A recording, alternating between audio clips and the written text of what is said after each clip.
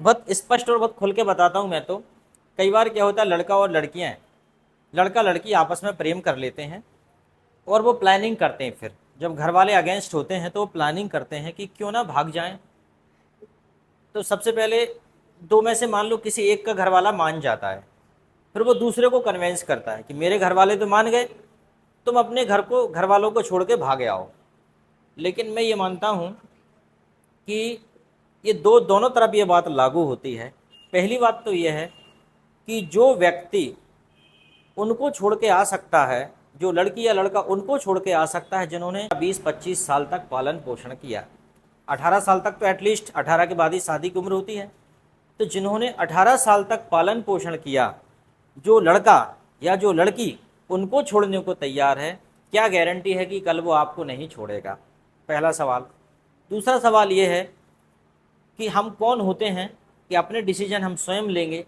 उनको किनारे करके जिन्होंने आपको तब पाला जब आप कुछ बोलना भी नहीं जानते थे, जब तुमने इस दुनिया में आंखें खोली, वो चाहते तो आपको कहीं भी डाल सकते थे, फेंक सकते थे, आपको वो अच्छा खाना नहीं खिलाते, आपको अच्छी एजुकेशन नहीं देते, लेकिन उन्होंने रातों में जाग के आपकी पोटी साफ की, आपको नहलाया धुलाया, आपके कपड़े धोए, और उनको आप ऐसे छोड़ के चल देते हैं, इस ये कहते हुए कि हम तो मॉडर्न ज़माने के मॉडर्न बच्चे हैं। बुजुर्ग या सियाने हमारे माता पिता क्या जाने हमारे लाइफ के फैसलों के बारे में। तो मैं तो कहता हूँ कि बेशक लव मैरिज कीजिए, लेकिन माता पिता की अनुमति से।